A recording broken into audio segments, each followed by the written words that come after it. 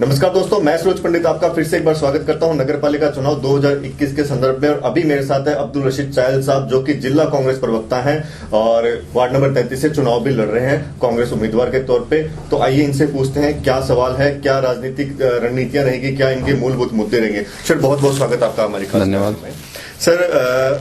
Ward पार्षद के साथ साथ आप एक जिला प्रवक्ता भी है, ठीक है। तो आपसे मैं ये जानना चाहूंगा कि वार्ड के साथ साथ पूरे शहर की आपकी जिम्मेदारी बनती है कि आप उसके बारे में कुछ हमें बताएं। तो क्या मूलभूत मुद्दे रहेंगे, क्या रणनीतियां रहेगी कांग्रेस की इस बार वार्ड पार्षद के चुनाव में? सबसे पहले तो मैं कुबेर स्टूडियो आपका बहुत बहुत धन्यवाद करता हूं। और आपने बहुत ही कम समय में यूट्यूब चैनल पे जो आपने अपना प्रचार प्रसार किया, उसमें हजारों की तादाद में आपके व्यूअर हैं। और जिस प्रकार का आप प्रयास कर रहे हैं, मैं भगवान से प्रार्थना करता हूं कि आपको और तरक्की मिले। लोकल स्तर पे एक लिमिटेड इंफ्रास्ट्रक्चर के तहत आप जो कर रहे हैं वो एक सराहनीय कदम है। अब जो आपने मुझे चुनावी रणनीति के बारे में पूछा, हम नगर पालिका चुनाव में हम सिंबल पे 53 सीटों पे लड़ रहे हैं। 2 सीटें हमने ओपन रख रखी है, जो हमारी रणनीति का एक हिस्सा है। ठीक है सर। नगर पालिका चुनाव जो है वो स्थानीय मुद्दों पे लड़ा जाता है। इसमें राजनीति जो नेशनल लेवल के या प्रदेश स्तर के मुद्दे नहीं होते हैं, लेकिन इसके साथ साथ एक जो चीज जुड़ी हो वो ये होता है कि जो सशक्त नेतृत्व, आपका शीर्ष नेतृत्व सशक्त हो, वो भी बहुत जरूरी होता है। और इसके रूप में हमारे पास पंडित भंवरलाल शर्मा, जो 7वीं बार राजस्थान विधानसभा में सरदार सर का प्रतिनिधित्व कर रहे हैं, ऐसा व्यक्तित्व है। तो निश्चित मानिए, हमने जो मैनिफेस्टो जारी किया है, उस मैनिफेस्टो में प्रमुख जो मांगे हैं कि सरदार सर के बाजार में जो पानी इकट्ठा होता है, इसको मैं मेरे शीर्ष नेतृत्व के भरोसे आपको पूरा आश्वस्त करके जाता हूं कि ये मुद्दा इस नगर पालिका चुनाव के बाद में नहीं रहेगा। जी सर। दूसरी बात है कि 2008 में जब 2010 में तारा देवी जोशी जी जब चेयरमैन बनी, तो हमने हमारी एक प्रदेश स्तरीय स्कीम थी कि 1-1 रुपए में हम गरीब लोगों को पट्टा आवंटन करें। एक नया सरदार सर हमने एक पीपीपी मोड पे जमीन एक बार, वो जो आज भी पड़ी है, 5 साल एक निकम्मे शासन रहा सरदार सर में, जिसके कारण वो प्रोग्रेस नहीं हो पाए। तो निश्चित मानिए, हम गरीब लोगों का जो आवास की व्यवस्था है, रोशनी की व्यवस्था है, सफाई की व्यवस्था है, ये छोटे छोटे मुद्दे हैं शहर के लोगों के लिए, जो उनके मूलभूत मतलब रोजमर्रा के जो मुद्दे हैं, ऐसे मुद्दे हैं, उनको हम सॉर्ट आउट करेंगे। सर, जहां तक मैंने अपने कार्यक्रम के अंतर्गत मैंने कुछ भाजपा उम्मीदवारों से और उन कार्यकर्ताओं से बात की, उनका मानना है कि पिछले 5 साल जो गए हैं सुषमा जी पिंचा के कार्यकाल के चेयरमैनशिप के अंदर, वो उससे सरदार सर की जनता खुश है। देखो, एक शेर है कि जो मैं न कह सकूं वो तराना कह रहा है, तेरे ये विनाश की कहानी पूरा जमाना कह रहा है। क्या 24 पार्षद भारतीय जनता पार्टी के नगर पालिका में जीत के आए और माननीय सुषमा जी पिंचा को चेयरमैन बनाया गया। ये कितने असफल रहे हैं, मैं आपको केवल एक उदाहरण इनका दे दूं कि अगर इन्होंने विकास किया हुआ था, तो मुझे ये बता दें कि कौन सी रणनीति के तहत सुषमा जी पिंचा इस चुनाव में वापस नहीं आई। अगर उनका नेतृत्व है, विकासवादी नेतृत्व होता, तो वो निश्चित रूप से अपने काम के नाम पे वोट मांगती, खुद स्वयं मैदान में उतरती। उन्होंने मैदान छोड़ दिया। भारतीय जनता पार्टी ने तो निश्चित रूप से हार ही स्वीकार कर ली है। भारतीय जनता पार्टी एक्चुअल में समीकरणों की राजनीति करती है। उनका विकास से, पार्टी की निष्ठा से, सिद्धांतों से कोई मेल ही नहीं रहा। वो वहां निर्दलीय को कोई खड़ा है, उसके पास जा रहे हैं, ऐसे वोट ट्रांसफर कर दो, ये कर दो, वो कर दो। ये समीकरणों की राजनीति करने वाले लोग हैं, इनसे विकास हो भी नहीं सकता। ये जानते भी नहीं है विकास का इनिशियल स्टेज भी इन्होंने पकड़ा नहीं है। अगर अशोक जी पिंचा कल किसी इंटरव्यू में ये कह रहे थे कि पंडित भंवरलाल शर्मा विकास के मुद्दे पर मुझसे आए और किसी मंच पे बहस कर ले। भंवरलाल शर्मा हिंदुस्तान की राजनीति की एक पाठशाला है। 45 साल उन्होंने राजनीति की है। मैं भंवरलाल शर्मा का सबसे छोटा सिपाही हूं। मैं उनकी इस चुनौती को स्वीकार करता हूं। वो मेरे साथ ही विकास के मुद्दे पर कहीं किसी भी मंच पे बहस कर ले, मैं उनको आईना दिखा दूंगा। सर, जहां तक मुझे पता है, बीजेपी ने अपने 44 उम्मीदवार उतारे हैं। 55 में से 44 उम्मीदवार उतारे हैं और उसमें उनका मानना है कि हम 30 से 32 सीटें निर्दलीयों के समर्थन के साथ अपनी सरकार बना रहे हैं। देखो, सरदार सर में वार्ड 55 है और वो खुद ये कह रहे हैं कि हमने 44 उम्मीदवार उतारे। आप ये सोचो कि उन्होंने एक्चुअल में 43 उम्मीदवार, एक 29 नंबर में भी उन्होंने विड्रॉल कर लिया है अपना नॉमिनेशन। अच्छा। 43 सीटों पे वो चुनाव लड़ रहे हैं। अगर 5 साल तक अगर वो विकास करते तो क्या उनको वार्डों में प्रतिनिधित्व ही नहीं मिलता? उनके सिंबल पर लड़ने वाले लोग नहीं, वो 43 सीटों पे लड़ नहीं रहे हैं। उन्होंने तो खानापूर्ति की है कि भाई चुनाव आ गया, अपने को किसी न किसी का नाम देता है। मैं उदाहरण देता हूं, जो रात को जो लोग गए हैं उनको सुबह उन्होंने टिकट दे दी। सुनील मीणा इसका उदाहरण है, वार्ड नंबर 20 में। वार्ड नंबर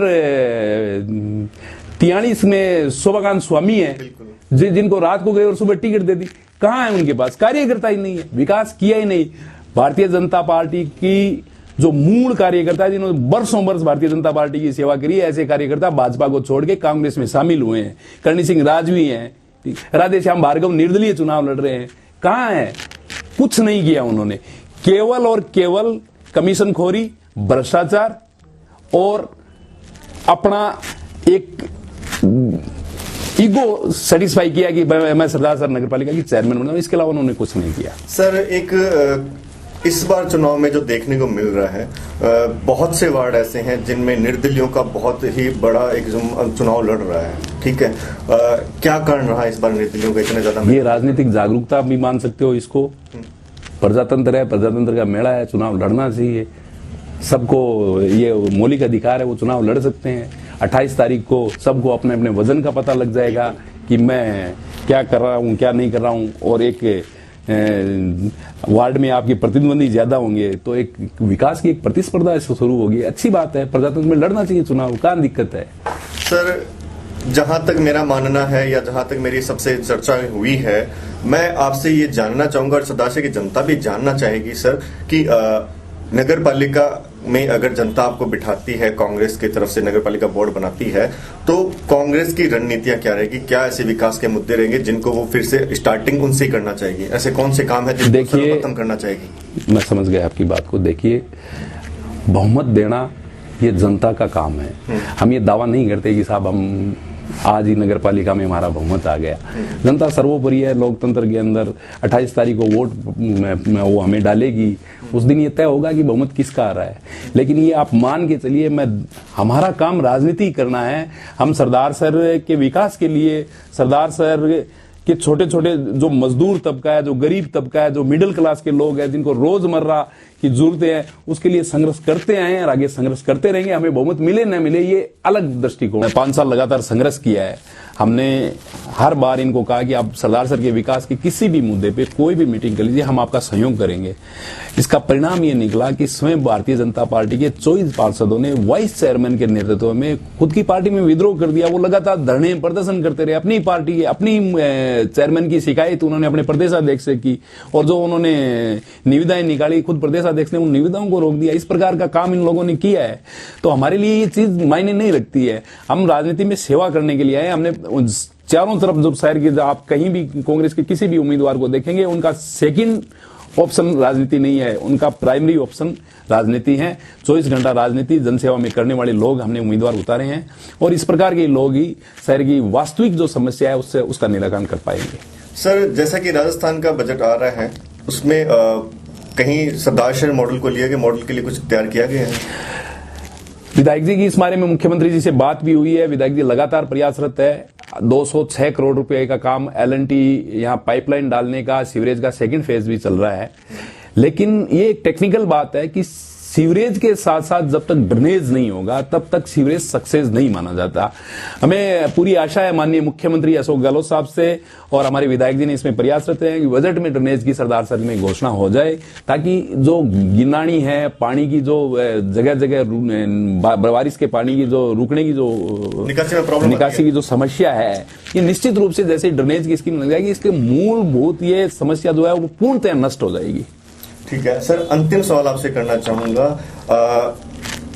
कांग्रेस को इस बार आप कितनी सीटों के साथ देख रहे हैं? मैं सरदार सर के मेरे शीर्ष नेतृत्व है माननीय पंडित भंवरलाल शर्मा और हम सबके युवा नेता जिनके मार्गदर्शन में हम नगर पालिका का चुनाव लड़े हैं। श्री अनिल जी शर्मा जो प्रदेश निकाय प्रकोष्ठ के उपाध्यक्ष भी है और सरदार सर में 1995 से 2000 में उनका ऐतिहासिक कार्यकाल भी रहा है, उनके नेतृत्व में चुनाव लड़ रहे हैं। उनके भरोसे और सरदार सर की जनता के भरोसे मैं पूर्णतः आश्वस्त हूं कि अब की बार 45 पार।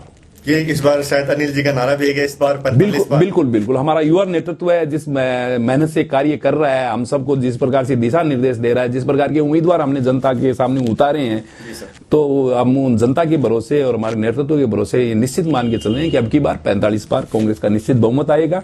और सरदार सर में जो भी समस्याएं हैं, मेरा मानना है कि पार्टी का शीर्ष नेतृत्व है और हम सब एक टीम के रूप में काम करके सरदार सर के लोगों को, जो चाहे वो सामाजिक क्षेत्र में काम करने वाले लोग हो या अन्य क्षेत्रों में कार्य करने वाले विशेषज्ञ हो, उनकी एक टीम बना के हम टीम भावना के साथ इस शहर की जो, क्योंकि सरदार सर केवल 55 पार्षद जो चुन के जाते हैं केवल उनका नहीं है, सरदार सर में रहने वाले हर नागरिक का ये शहर है और उसका ये कर्तव्य है कि वो सरदार सर की विकास में अपना योगदान दे। तो ऐसे लोगों का एक मार्गदर्शन मंडल बना के उनके दिशा निर्देशन में हम काम करेंगे और निश्चित रूप से सरदार सर विकास की ओर अग्रसर होगा।